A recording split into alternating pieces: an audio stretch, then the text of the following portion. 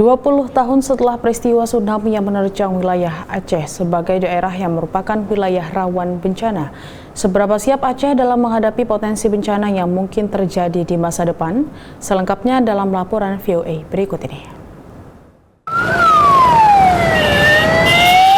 Peristiwa tsunami Aceh tahun 2004 menjadi pengalaman traumatis bagi Delisa Fitri Rahmadani.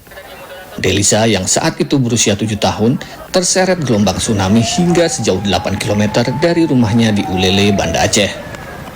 Akibat tsunami itu, Delisa kehilangan ibu dan kakaknya. Ia juga harus rela kehilangan kaki kirinya yang harus diamputasi.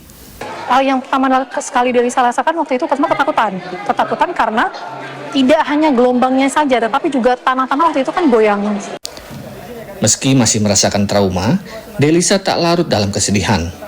Setelah 20 tahun berlalu, Delisa memilih untuk membagi pengalamannya dengan mengedukasi masyarakat Aceh tentang pentingnya mitigasi bencana.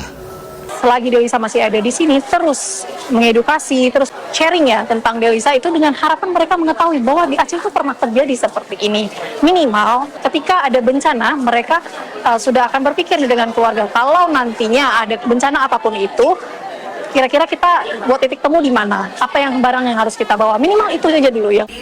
Pegiat Kebencanaan Aceh menilai edukasi terkait mitigasi bencana ini penting dilakukan untuk meningkatkan pemahaman masyarakat Aceh tentang risiko dan dampak bencana. Karena selama ini, upaya-upaya edukasi dan sosialisasi terkait mitigasi bencana di Aceh masih dirasa kurang. Sampai saat ini Aceh itu tidak punya kurikulum tentang kebencanaan. Di sekolah-sekolah itu kita tidak punya. Bayangkan sudah 20 tahun. Kemudian juga kita tidak punya kanun ya. Kanun itu adalah peraturan daerah tentang kebencanaan. Itu masih menjadi draft kanun. Sosialisasi mitigasi bencana yang dilakukan pemerintah Aceh selama ini juga dinilai kurang efektif. Edukasi kebencanaan itu akan lebih sustain ketika dia disisipkan, diintegrasikan ke dalam kegiatan-kegiatan atau program-program yang sudah ada. Dibandingkan kita buat satu kegiatan yang sendiri, kemudian harus wah gitu ya. Jadinya pendekatannya tadi project based dan itu biasanya nggak keberlanjutan. Usai tsunami 2004 yang menelan korban hingga 200.000 jiwa, termasuk lebih dari 130.000 di Aceh, pemerintah Aceh melalui Badan Penanggulangan Bencana Aceh atau BPBA melakukan sejumlah upaya mitigasi.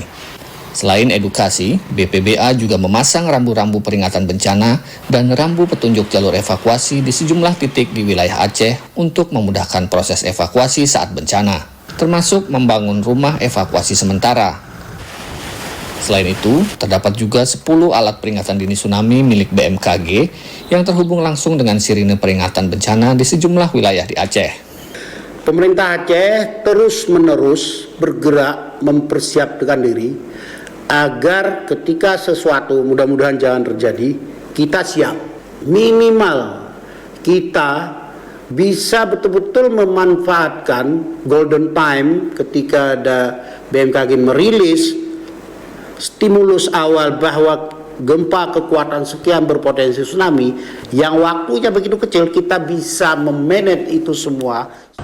Menurut BPBA, kapasitas Aceh dalam menghadapi bencana saat ini masih berada pada level 2 dari maksimal level 5, yang artinya masih di bawah level ideal.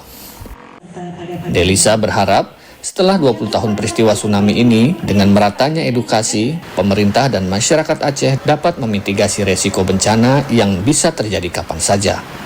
Dari Banda Aceh, Ahadian Utama, Anugrah Andriansyah, Hafiz Sahadewa, dan tim VOA.